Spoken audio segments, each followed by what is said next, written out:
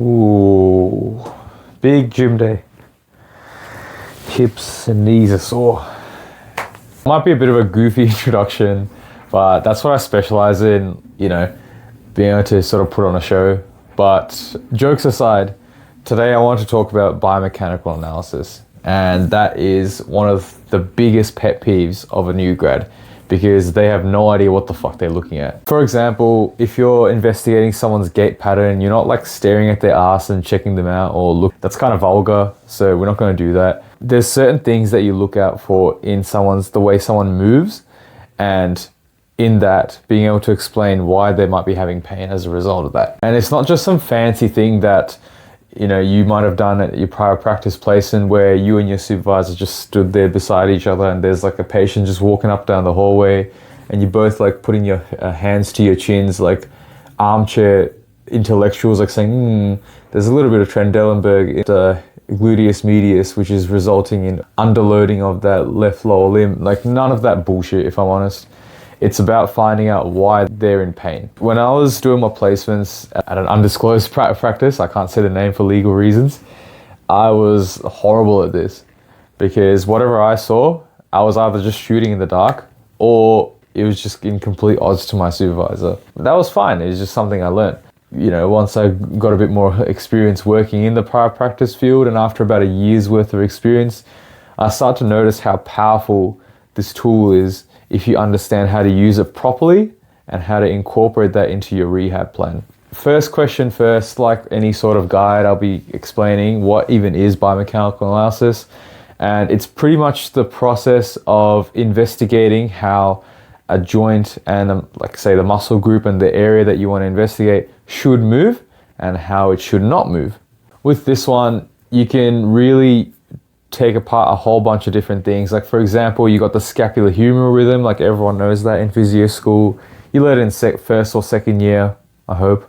You look at how the scapulothoracic joint moves in relation to the glenohumeral joint, where it's like a 2-to-1 ratio, where for every 2 degrees the glenohumeral joint moves, the scapulothoracic joint moves 1 degree, something like that.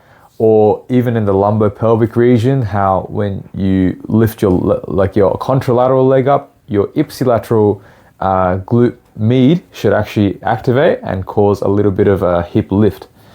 So those are some examples that you might have seen at placement and whilst you're studying it. There's a lot more to it than that. There's also different biomechanical analyses you can do for the spine, for the neck, for the thoracic joints, even for the ankle, knees, every single joint. You can really pick out faulty movement patterns and then also target your rehab according to that. To be honest, at the start, doing this is really freaking tough because you have to ask the patient to do the movement over and over again, and you really have to concentrate to see, for example, if you're looking at the knee, are they loading it up properly? Are they getting eccentric knee extension moment when they're doing like a sit to stand or like getting up a step?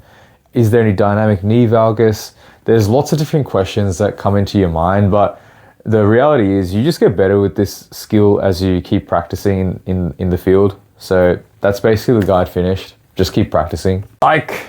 Nah, that's obviously not it. It kind of is, like you get better with it as you go, but you need to be able to reflect on each previous experience so that you know what to look at for the next time. But now that you sort of know what biomechanical analysis is, you need to know when do you actually have to use it. And mind you don't need to do this for every single patient. For example, if you've got a 1 week post-op total knee replacement patient, it's pretty obvious that their quads aren't going to fire up the best. They're not going to have the best, knee range of motion. Like they're not going to hit, 0 to 150 degrees range straight away. So you don't really need to do a whole lot. You just treat the issue. That's quite straightforward in that sense. But there's other problems, like for example, if there's something that's been chronic and it's been going on for a little while, then you start to suspect that maybe it's not anything structural, but it's just the way the body's been moving for that period of time that you can really take apart and then address the key fault areas. How do you know when you should actually look at the biomechanical patterns around a certain joint? It comes down to your subjective. So for example, if you've got a shoulder pain patient who comes in and they're saying, I've been having pain in my shoulder for the 5-6 months and it hasn't really gotten any better, then you start to ask yourself, is this mechanical or inflammatory pain? Remember in the other video that I discussed this? If it's mechanical, you can do a lot about it. Let's say for simplicity's sake, this person says, oh, like when I lift my arm above my shoulder, it hurts. Or when I turn my hand down like this, it hurts. Or if I try to go behind my back, it hurts. Then clearly, you know, there's a mechanical driver. There's something faulty going on with the cogs in the system that's causing that pain. You know, as uni would have taught you, the shoulder's pretty complex, and there's 10 different muscles in that cog system that I just mentioned. You know, you got your rotator cuff muscles, your periscapular stabilizers, upper traps, rhomboids, serratus anterior, blah, blah, blah, so on.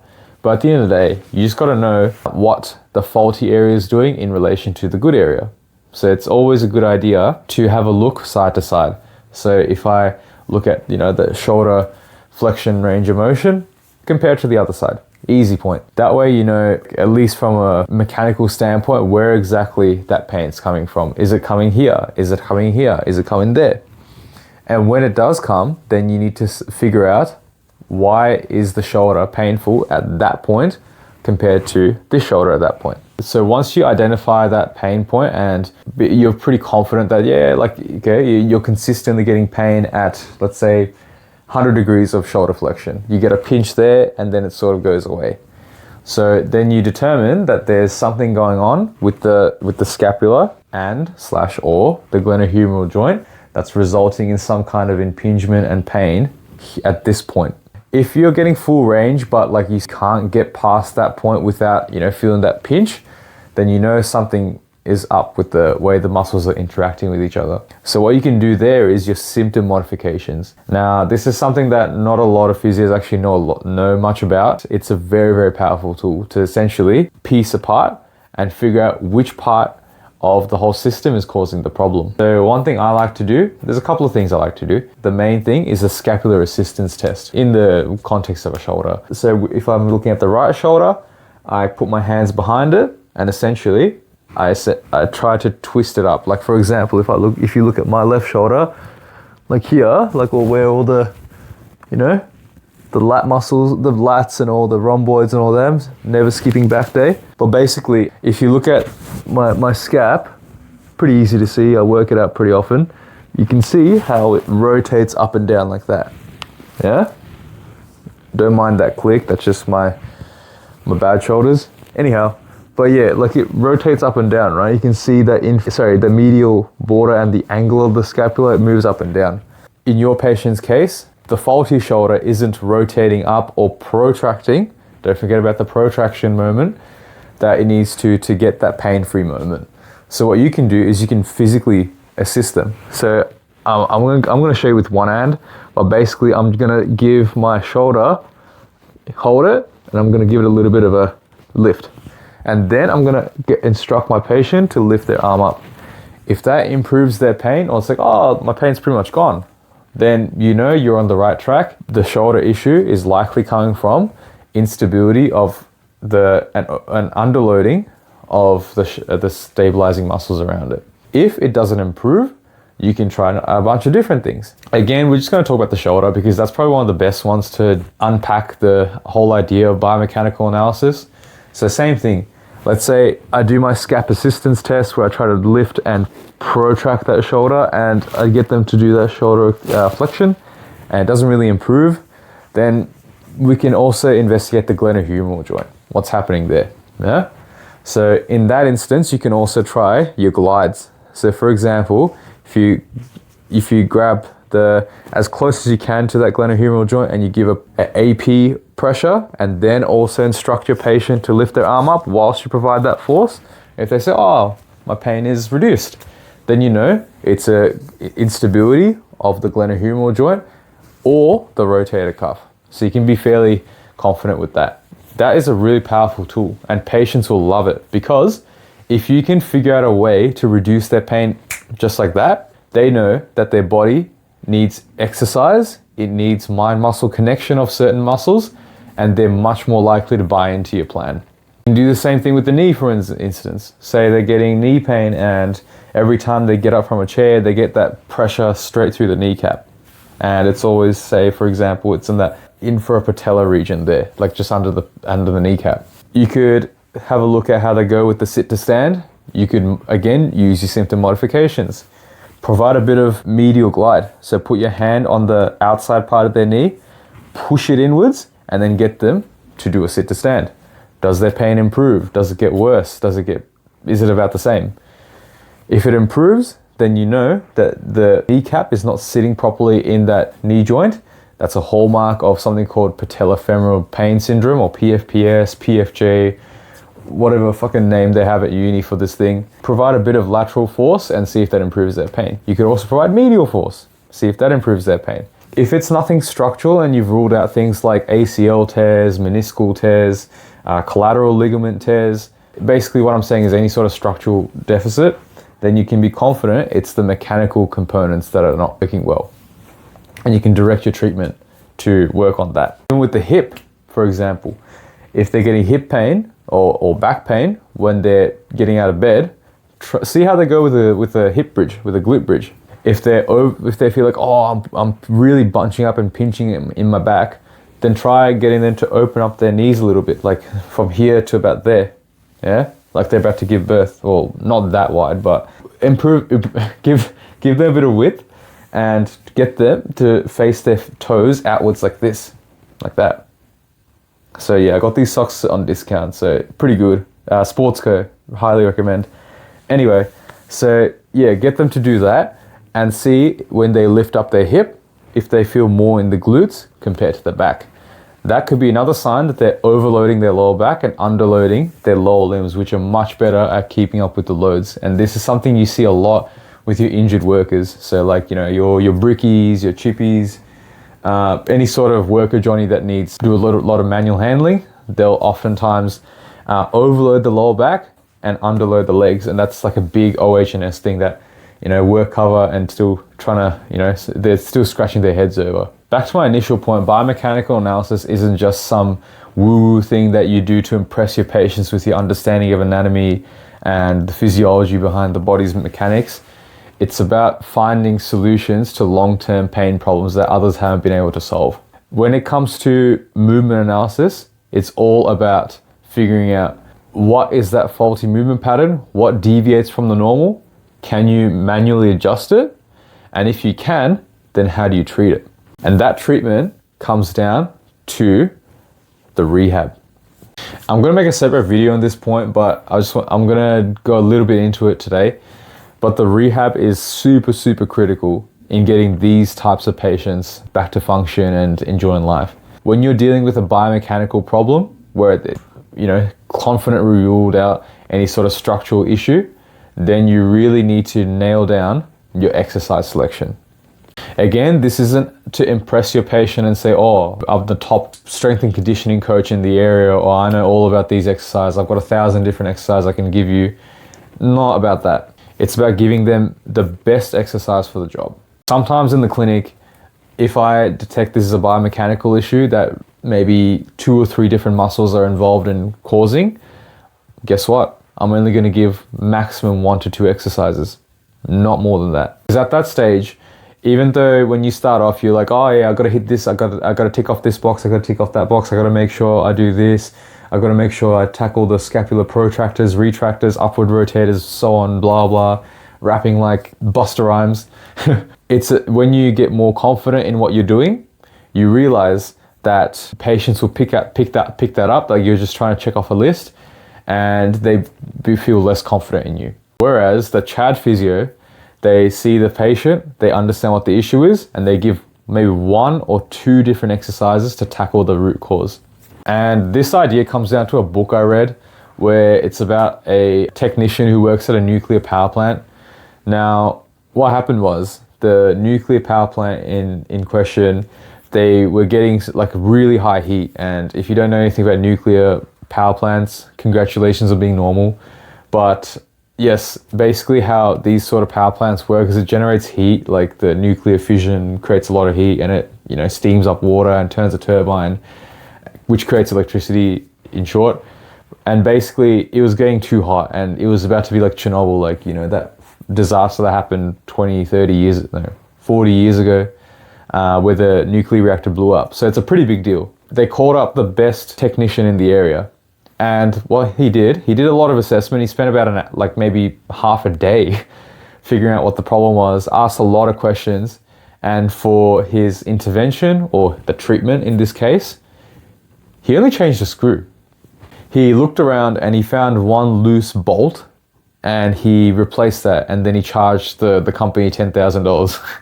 Now, obviously, you don't charge them $10,000. That's kind of stupid. But the idea is, if you can figure out the problem from the get-go, then you really don't need to do a whole lot in terms of treatment. And doing more than what's necessary is unnecessary. Obviously, it's not going to be like replacing one bolt. In reality, your patients are messy. Like if you're seeing compensable clients, they've got 5 different pain problems in short. But basically, you want to tackle the pain problem with maybe the best 1 to 2 exercises and get really, really good at them. By getting good at them, you want to make sure that they're doing it with the correct form and they're feeling the tension in the right areas. You need to be able to differentiate between muscle work versus pain. All right? So this is super important when you're dealing with things like chronic pain. When you have a patient who's got, let's say, back pain, for example, simplicity's sake, and you get them to do squats. Get them to do like a kettlebell squat with like an 8 kg dumbbell or kettlebell, whatever it is. 2 things can happen here. They do the exercise and they feel, oh, it's painful. The second thing happens is, again, they say, oh, it's painful. But the next question that you ask is going to be incredibly important in figuring out whether what you're doing is correct or you're just making them have unnecessary pain. That question is, where do you feel the muscle working? So you need to understand this in order to get results. So when you have a patient doing, let's say, those squats or whatever, if they say, oh, I'm feeling the muscle work up here in your lumbar erector spinae, longissimus fucking lumborum or whatever it's called, that's probably wrong.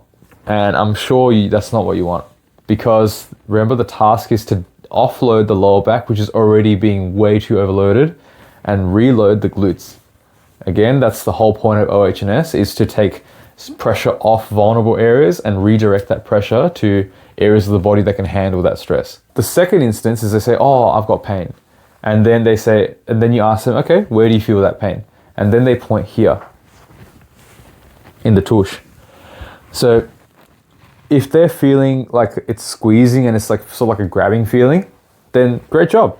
You targeted the right area, which means the more they continue doing that exercise, the better they're going to get in the long term. When the patients say pain, don't be discouraged or scared that they're like, oh, you're causing them harm. Because a lot of the time, your patients are like, it's kind of rough to say, but they're kind of idiots. They've never set foot in the gym and they've never done much physical activity besides their job. Or maybe if they've got kids, they might like throw the little one up in the air, or like they go to the park or whatever. But reality is, not a lot of them are actually that smart about how their body moves. And there's a term for that as well. It's called a motor moron. Please don't say this to your patients. Don't call them motor morons. It's obviously very rude and you're going to scare them away. But you need to understand that the people you're treating might not necessarily see how the exercise will benefit them in the same way you do. So this is where your ability to educate comes in really handy. So if we go back to that back and hip pain patient, for example, we tell them we want to direct pressure away from your lower back and redirect it to your gluteal muscles. Now, when you mean pain, is it the sort of pain you've been getting across the week? No. Does it feel like something different, like a muscle squeezing or like a tightening feeling? Then that is fine. That's just your muscles working like they should. If it feels like a sharp grabbing pain, it feels very unpleasant, if it starts to radiate around and it doesn't really go away with rest, if it feels aggravated, then that is not good and we need to take a rest. So that's where your ability to understand the biomechanical components of an exercise come in really handy. And me personally, I've seen this time and time again where physios will make their patients push through pain, and in the hopes that like, oh yeah, pain is gained. And the patient leaves, they don't get any better, and they resent physios for making them worse. Now, pain is not always gain. You know, you might have seen those YouTube or Instagram reels that pain is gain. You need to go through pain for muscles? Like, not exactly. It depends on what the goal is. Like, in most instances, your exercises shouldn't actually be that painful. For most of your patients, they're going to have such a low baseline in terms of their muscle function that any sort of exercise is going to get them that good muscle tension. It shouldn't be that so intense that they start feeling painful across their entire body. And even if you have in the instance of a late stage rehab patient, this is still very important. You need to make sure your patient feels the tension in the right areas that you want to target. So I'll give you an example. I've got a knee arthroscopic clean out patient. He's maybe like 20, elite soccer player, plays for NPL 2. I'm not going to tell you who the player is, obviously. Stalker, weirdo. So basically he's doing very well. He's got full range of motion, walking around, jogging. He's completely fine. He wants to get back to soccer, but his issue is when he jumps, he feels a click in the knee. And when he lands, it puts a lot of pressure on his kneecap. So we had a look at what's happening, and we figured out that his knee actually collapses in like that. So if this is his right knee, when he lands, it collapses in like that. There's a term for that. It's called dynamic knee valgus. So you might have heard it at uni, but you're like, yeah, it has something to do with the hip abductors not firing up. But how do you actually structure that into rehab? So what you can do is program an exercise that forces that hip abductor to contract when he jumps. Because biomechanical analysis there was that his knee buckles inwards, which causes pain because his kneecap is loading up in the wrong areas. To get the even loading of that structure, which is the kneecap and the meniscus and the epicondyles of the femur, so on, you need to target the muscle that's not allowing him to do that, which is that hip abductor. This is where you can be creative with your exercise, and I encourage you to be creative because it shows that you really thought about the rehab plan and that your exercise isn't some cookie cutter thing that like anyone else can do. So basically what I got him to do is doing single leg lunges with a band, pulling his knee deliberately into adduction, so that he has to force his knee. He has to use his mind muscle connection to get his hip into abduction. The idea behind that is once we train that up, and then obviously he's not going to have a band around his knee during soccer, then his knee is going to be much, much better at tracking straight rather than buckling in, because that hip abduction is going to co-contract with his knee. The most important thing with your biomechanical analysis and treatment, aka rehab, is your ability to get your patients to develop that neuromuscular control of the muscle. Now, the science behind this is pretty damn complicated, and you spend probably like a whole year understanding how it works. But essentially, this is where physios differentiate themselves from personal trainers. Because with personal trainers, the main focus is building what's called hypertrophy and myogenic strength. So that's like your actual, like in the structure, like your actual muscle fibers. Like if you look at my bicep, like here, like that. If you look inside it, there's going to be the muscle fibers, the myofibrils is what they're called, and they develop over time as you do a PT program. Now with a physio program, your patients may physically look about the same. Like at the start, because noob gains exist, your patients might start getting a bit swole or whatever, but that's not the point. The point is your patient's ability to recruit the right number of motor units in that area. It's not about physically what you're building up. Like if you're seeing, I don't know, hip abductor atrophy, you're not trying to build up, peach glutes or whatever. We're focusing on the ability to co-contract the hip abductor whilst doing functional tasks. Like, you're running, you're jumping, walking, swimming, whatever. So that's what's important to us. And always couple this up with good, solid manual therapy. Because when you have patients with this sort of overloading of certain structures and unloading of certain structures, you need to still target the overloaded structures, because that is their pain driver. They're getting pain in a certain area because it's doing a lot of work, and the other area that it's supposed to work isn't doing enough. It's like asking a kid to sprint whilst an adult is jogging. Like, yeah, the kid's gonna, cop it a bit. It's the same process. So you wanna always pair up your rehab with manual therapy for the best results. And this is something a lot of physios look down upon or frown upon. It's like, oh, always active therapy, active therapy. I feel like that's complete BS, because at the end of the day, patients are here for pain relief. They're not here for you to just give them a bunch of exercise and you just watch them and have a coffee. You still need to do your manual therapy, regardless of what stage of the treatment you're at. Towards the end, maybe the transient pain will go away every now and then. It's just like, yeah, you worked a little harder and you still need to exercise. But again, the buy-in is very, very important. Don't underestimate the power of good manual therapy. If you can get in the muscle, find trigger points. I'll explain this in a different video, what trigger points are. Trigger pointing and dry needling, again, if you have certification in that, you can certainly do that, and I encourage you to. If you don't worry, there's heaps of different things you can still do. Work along that muscle, get that tension down, couple that with your rehab, and you're gonna get the best outcomes possible for your patient. So that's it for today's video. I hope you guys learned something. Yeah, I'll be diving a bit more deeper into what good manual therapy actually looks like, and also the difference between cookie cutter exercise that not even a physio, just any person can just search up online and do, versus specific structured rehab that only you can offer. So we'll be tackling all those ideas and teaching you how to actually do that for later, because I have to go to work and I don't want to be late. And also I'm pretty tired. So I'll leave you guys to it and I'll catch you in that one. All right.